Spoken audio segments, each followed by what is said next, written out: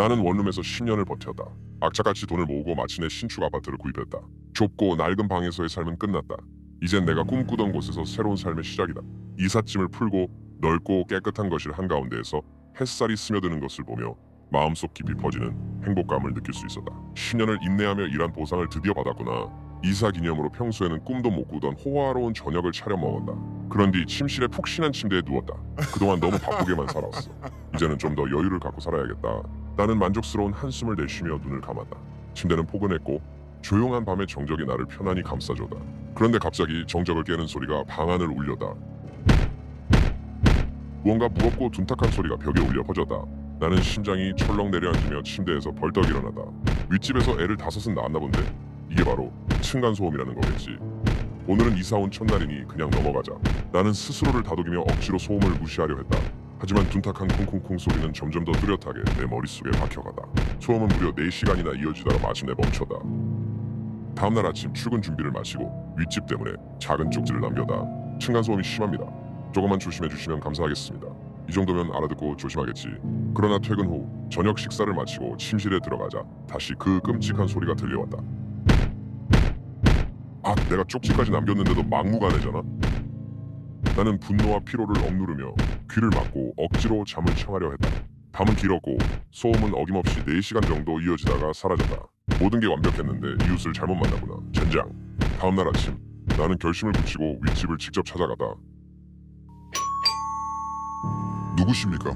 문이 열리자 눈앞에 내 키의 1.5배는 좋게 되는 거대한 남성이 아령을 들고 운동 중이었다. 나는 잠시 머뭇거리며 층간소음에 대해 이야기를 꺼냈다. 혹시라도 이 남자의 기분을 상하게 하면 어쩌나 싶어 조심스럽게 말을 이어가다.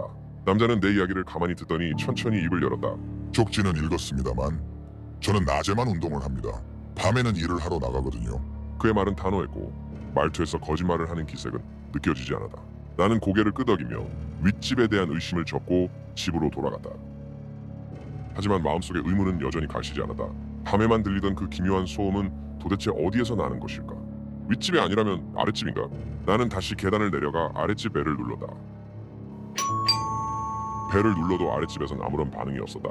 문을 두드리며 몇 번 더 벨을 눌렀지만 여전히 고요했다. 문득 옆집에서 할머니가 천천히 문 밖으로 나왔다. 계속 두드려도 소용없어요. 할머니는 낮게 읊조리듯 말했다. 그 집은 오랫동안 비어있던 집이에요. 그 말을 듣자 온몸에 소름이 돋았다. 비어있는 집이라니? 그런데 왜 쿵쿵거리는 소리가 나는 거지? 내 머릿속에서 온갖 생각이 소용돌이쳤다.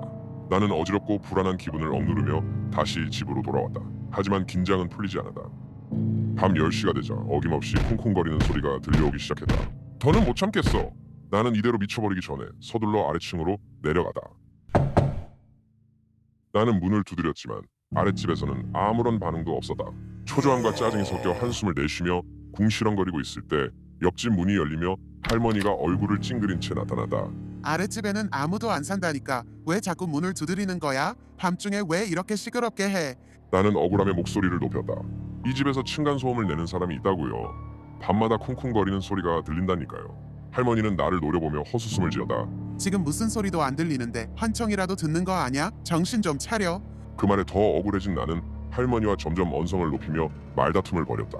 할머니와 내 목소리가 복도에 메아리 치며 울려 퍼지던 그때 멀리서 사이렌 소리가 들려오기 시작했다. 경찰이 복도에 도착하자 나는 한숨을 돌리며 설명을 시작했다. 아랫집에서 밤마다 시끄러운 소리가 납니다.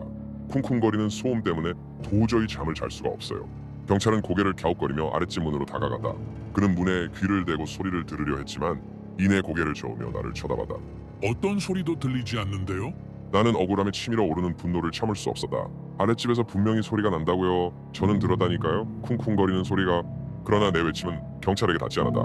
그들은 주민신고로 출동한 이상 일단 나를 경찰서로 데려가겠다고 했다. 내 얘기를 전혀 듣지 않는 경찰의 냉소적인 태도에 답답함과 분노가 폭발해버렸다. 아랫집에서 층간소음이 난다고요. 구급대원들이 굳게 닫힌 대문을 열고 방 안에 있던 시신을 수습하고 있다. 시신은 이미 심하게 부패한 상태였고 방 안에서는 오래된 악취가 풍겨나왔다. 그 옆에서는 경찰과 경비원이 낮은 목소리로 대화를 나누고 있었다. 그 청년이 층간소음 때문에 시끄럽다고 말했던 집이 여기 아니었나요? 경비원은 고개를 끄덕였고 경찰은 방 안을 둘러보다가 눈에 띈 무언가를 가리켰다. 저건 뭐죠? 천장에 붙어 있는데요? 경비원이 천장을 바라보며 눈살을 찌푸렸다. 저건 우퍼 스피커 같네요. 저게 그 청년이 들었다던 층간소음의 원인이었을지도 모르겠어요. 그 청년은 지금 어디 있나요? 그 청년은요, 화가 잔뜩 나서 결국 집을 헐값에 팔아버리고 다른 도시로 떠난 것 같아요. 얼마 전에 새로운 남성분이 윗집에 이사 왔습니다. 저런, 참 안타깝네요. 그런데 시신 상태로 봐선 최소 1년 이상 방치된 것 같은데 이 집의 전기는 이미 끊겨 있지 않았나요? 경비원은 잠시 멈칫하더니 당황한 표정을 지었다. 아, 그러네요? 둘 사이에 묘한 정적이 흘렀다.